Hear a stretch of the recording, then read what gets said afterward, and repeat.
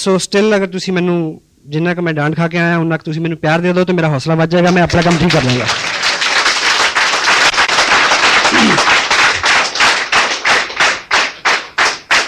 Thank you. इतना ज़्यादा भी नहीं कि मैं पंजाबी चल रही है, अच्छा पता नहीं मन करता। सो परिचय, मेरा नाम सतीश पंडित है और जो 30 तारीख गई है नवंबर की, इस 30 तारीख को मैंने 2nd एनिवर्सरी अपने इस बिज़नेस की सेलिब्रेट की है। 2 साल मेरे को इस बिज़नेस में हुए। बेसिकली जो मेरा प्रोफेशन है वो लैंडस्केप का है। बीइंग जर्नलिस्ट मैंने 11 साल काम किया और ईश्वर की बड़ी कृपा रही और बुज़ुर्गों का बड़ा आशीर्वाद रहा कि ज़िंदगी में वो सब अनुभव किए जिसको लेके आदमी के अंदर बहुत तलब होती है, ख्वाहिश होती है। मेरे पेरेंट्स ने, मेरे फादर ने स्पेशली मेरे को सबसे बड़ी जो चीज़ दी वो ये कि मेरे को गलतियाँ करने का पूरा मौका दिया। मेरे को पकड़ा नहीं, कहा नहीं कि ये कर और ये मत कर। सो वो आदमी का स्वभाव भी होता है कि वो अपनी गलतियों से ही सीखता है। सो अगर नाम चाहा तो नाम मिला, अगर काम चाहा तो काम मिला, अच्छा काम मिला। मैरिज हुई, my wife, I feel blessed जिस तरह की लेडी के साथ मैं रह रहा हूँ एंड उनके कॉपरेशन से इतना मैं सारा कर पाया हूँ क्योंकि 2 साल में मैंने काफ़ी काम किया है, ऐसा मेरा दिल मानता है। ये शूज़ जो मैंने अभी पहने हुए हैं और मेरा औसतन इन जूतों को मैं लगभग 19 घंटे पाँव में रखता हूँ। 5 घंटे मेरा पाँव से जूता उतरता है इन दिनों। तो अगर मैं घर से बाहर रहता हूँ तो उनकी कॉपरेशन है और she is working as an officer with the government. बच्चे हैं हमारे पास 2 और फैमिली में अधिकांश लोग जो हैं, क्योंकि बेसिक मेरा ओरिजिन पंजाब का है तो पंजाब में एक ट्रेंड रहता है बाहर सेटल होने का। फॉरेन में है ब्रदर। चलते चलते ये बिज़नेस रास्ते में आया। उस वक्त मेरे अपने बिज़नेस में प्रायोरिटीज़ मेरी वही थी और बड़ा कहना चाहिए शेड्यूल बहुत टाइट था। उसके बावजूद ये मालिक की नेमत और नेमत थी कि वो टाइम, वो वक्त, वो सब ईश्वर की कृपा ही थी कि मेरी समझ में आ गया कि इसको करना चाहिए। सो मैंने इसको किया। इस 2 साल में लगभग 14 लाख रुपया मेरे को आसियान बिजनेस से मिला। लास्ट पेड आउट जो है करीब 1,57,000 का एक मंथ का चेक है मेरा पिछला। और आज स्पेशली हम जो बात करेंगे उसमें 2 साल के अंदर कुछ जो मैंने सीखा है, अपलाइन से सीखा विद प्राउड। मेरे जो स्पॉन्सर हैं मिस्टर सुरेंद्र वत्स, उनकी पर्सनैलिटी ने मेरे को बहुत प्रभावित किया। मैं एक चीज़ आपको बताऊं, हर आदमी को एक वहम होता है कि वो बहुत अच्छा है ना? हेलो। लेकिन किसी भी व्यक्ति को ये बात तब समझ में आती है जब वो सच में किसी अच्छे आदमी के समक्ष खड़ा होता है, तब वो तुलना करता है कि मैं कहाँ हूँ। तो मैं बहुत बौना हूँ उनकी पर्सनैलिटी के आगे। और समटाइम लोग मेरे को ये बोलते हैं कि आप बहुत अच्छे हो। मेरा जवाब होता है कि आपको कोई अच्छा आदमी अभी नहीं मिला। That's why you are telling me. So I feel blessed. इस तरह की अप्लाई मेरे साथ है मुकेश जी कोठारी, जो बहुत बड़ा बिजनेस है उनका, बहुत बड़ी सपोर्ट है हमें उनकी। बागचंद जी छाबड़ा, कैलाश जी और स्पेशली त्रिलोक जी की जो मार्गदर्शन है उनका। और ये परिकल्पना इतनी ठोस, वो उन्हीं की देन है। तो इन सब लोगों की मदद के साथ और हिंदुस्तान भर में लगभग 25 स्टेट, 700 से ज़्यादा पिकअप सेंटर और 125 से ज़्यादा प्रोडक्ट और हज़ारों डॉक्टर गगनदीप जैसे जो झाड़ू लीडर, इन सब के साथ हम इस कार्यक्रम को बहुत आगे बढ़ा रहे हैं। और आने वाले जो 2 साल का जो ग्राफ है इस बिज़नेस का, वो हम सब की आकांक्षाओं से, उम्मीदों से बहुत अच्छा होने वाला है। कभी इस टॉपिक पे डिटेल में बात करेंगे। और आप इस बिज़नेस में आ गए। इस बिज़नेस में काम करते करते ऐसी 7 चीज़ें मैंने पाई हैं, ऐसे 7 सेंसिटिव पॉइंट मैंने पाए हैं जो हमारी प्रायोरिटीज़ होनी चाहिए, टॉप प्रायोरिटीज़। अगर हम उन 7 चीज़ों को प्रायोरिटी के साथ करेंगे, जो जब वो दिन आए तो तब हमारा फोकस क्या हो। यदि इस चीज़ पे हमारा फोकस रहे और उस चीज़ को हम पूरी शिद्दत के साथ, पूरी तवज्जो के साथ अगर कर पाएंगे, तो बीच का टाइम अगर कहीं आदमी कुछ काम कम भी करता है तो चल सकता है। वो 7 पॉइंट है जिसको मैंने टाइटल दिया है 7 सेंसिटिव डेज। हिंदी में आप इसको बोल सकते हैं ताकि याद रहे, वो 7 दिन। हेलो, ठीक है। तो पहला जो दिन है, जो जब आपकी जिंदगी में आए, कुछ लोगों की आने वाला है, कुछ लोगों के आ चुका है। वो दिन बहुत महत्वपूर्ण है जब आप इस बिजनेस का पर्चा साइन करते हैं। आप मुझे ये बताएं कि आपने ये बिजनेस शुरू किया, इस बिजनेस में बहुत कुछ मिलता है। जो लोग इसको साइन कर चुके हैं, आप सपोज करें कि एक आप छोटी सी दुकान खोलें कहीं, वो जो पहला दिन होता है जब उसका मुहूर्त आप करते हैं, वो कितना इंपॉर्टेंट होता है आपके लिए। आप एक बार नहीं 2 बार नहाते हैं उस दिन। हाँ जी, वहां जाने से पहले मंदिर जाते हैं, मुहूर्त निकलवाते हैं उसका, ठीक, और अपने मन में बड़ी उमंग, बड़ी श्रद्धा, बड़ा एक होप, कोई अपशगुन ना हो जाए उस दिन, इतने एहतियात, है ना।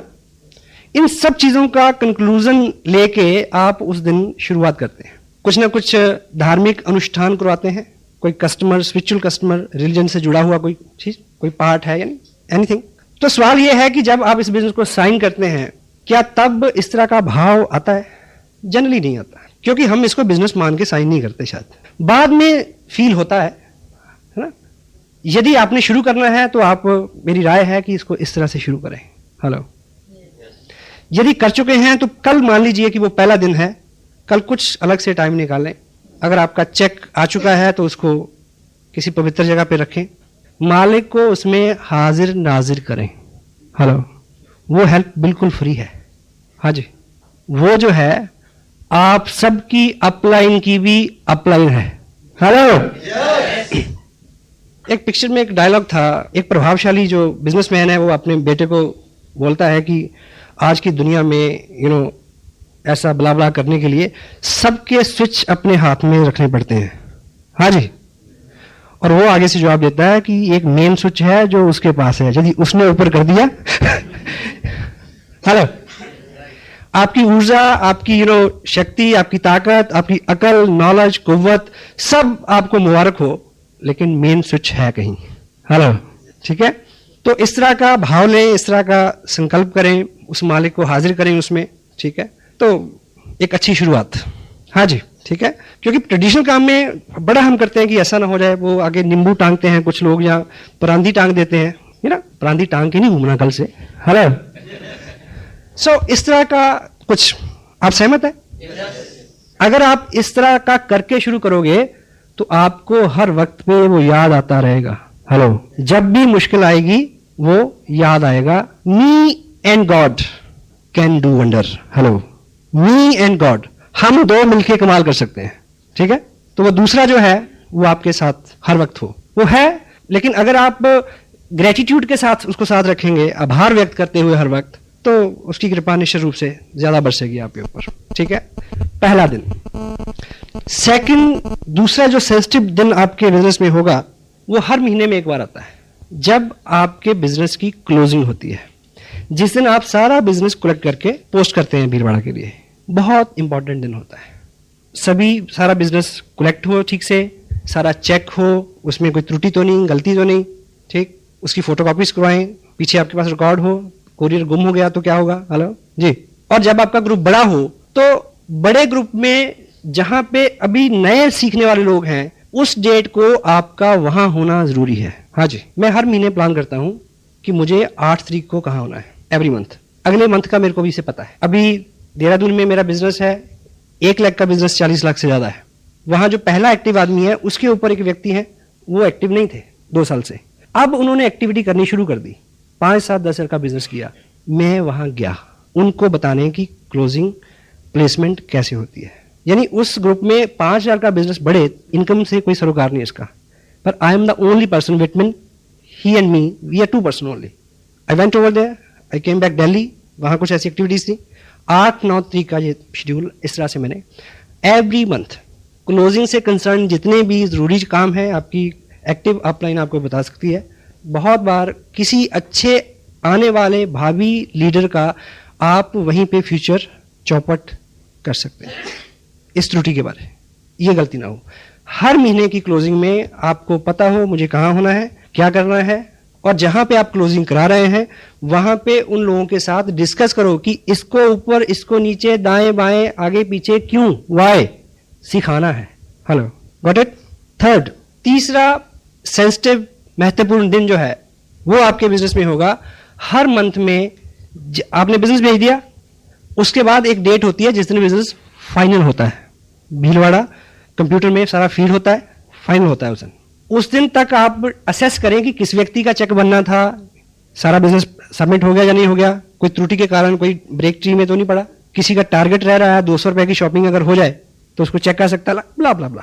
बहुत इंपॉर्टेंट, संपर्क में रहे आप नए लोगों के, ये हर मंथ में आने वाले दिन है। Fourth one is big event.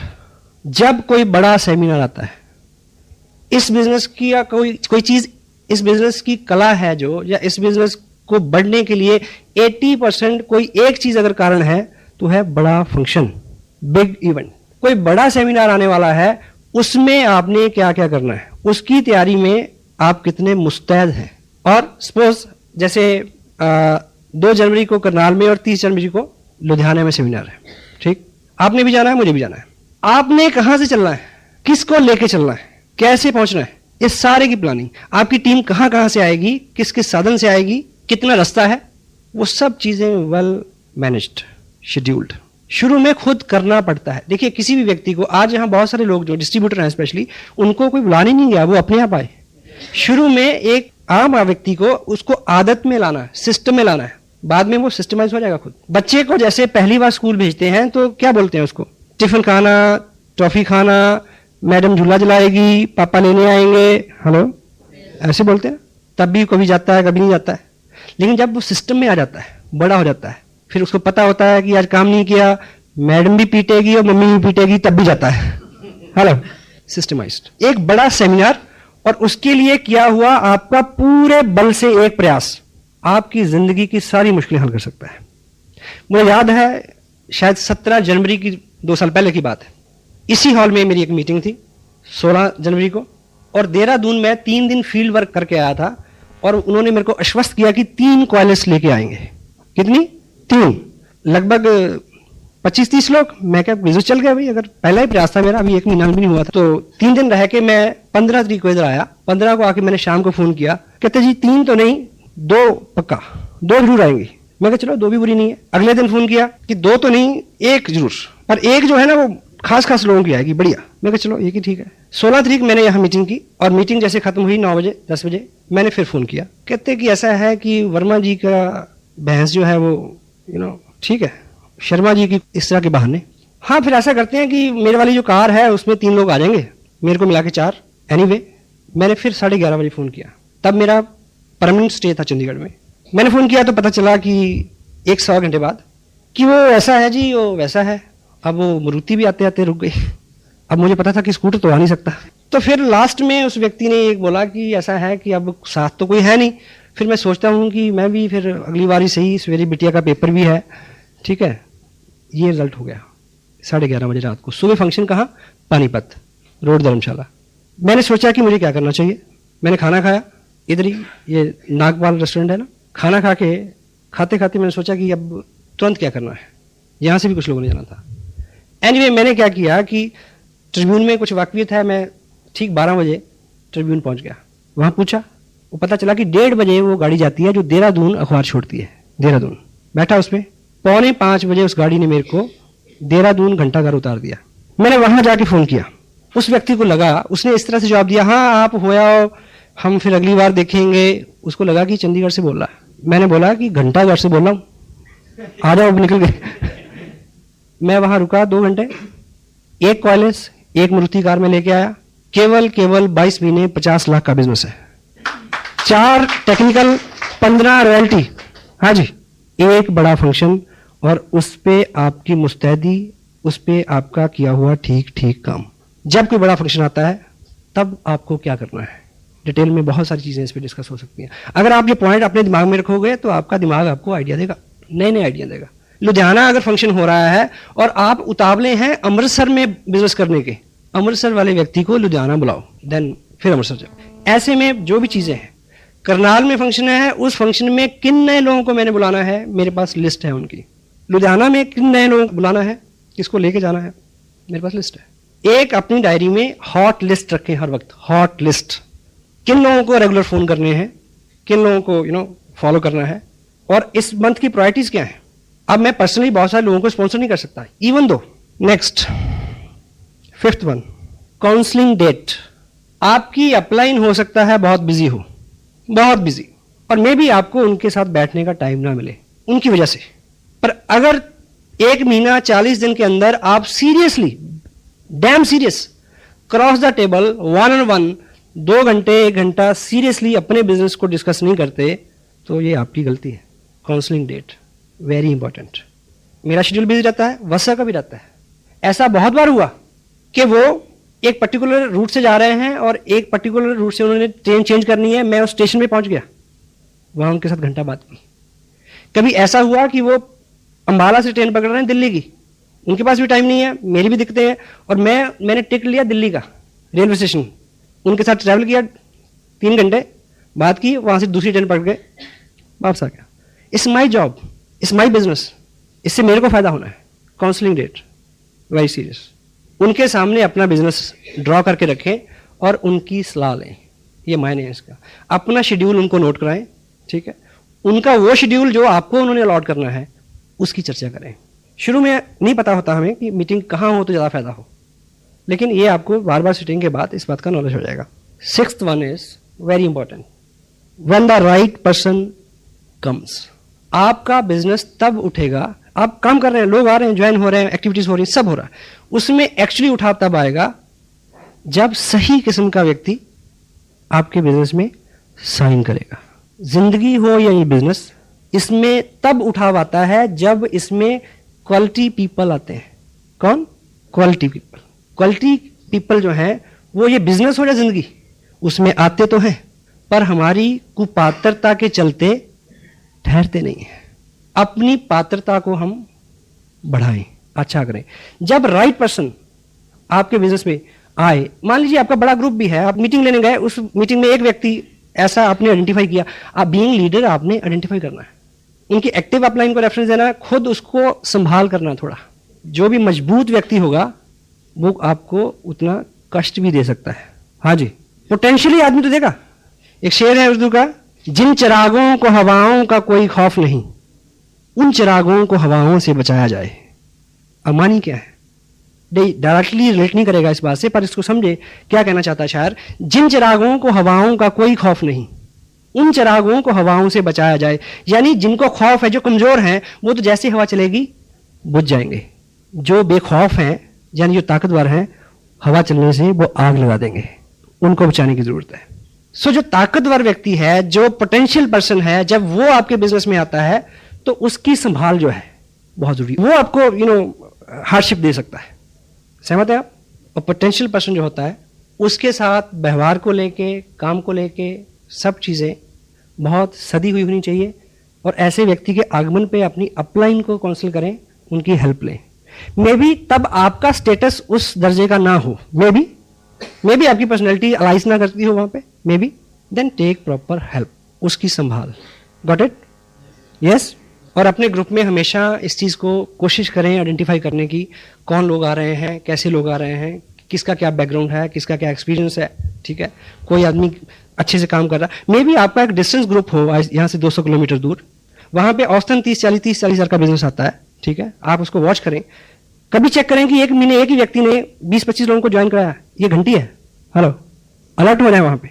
अगर उस व्यक्ति को संभालिए, क्योंकि जो लोग 40 हज़ार का बिजनेस आपको भेज रहे हैं पिछले 6 महीने से, वो यूजर है, हेलो, वो कस्टमर है, अल्टीमेट पर्सन नहीं है।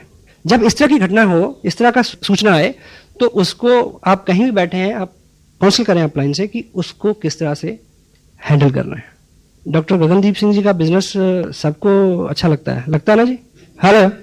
और ऑफ कोर्स वो मेरे ग्रुप में है, 4 महीने में 12 लाख का बिजनेस है। पर मैं और मेरा भगवान जानता है कि मैंने उन्हें किस तरह से हैंडल किया है। हाँ जी, पूछ लेना कभी। Potential person. 7th and last one,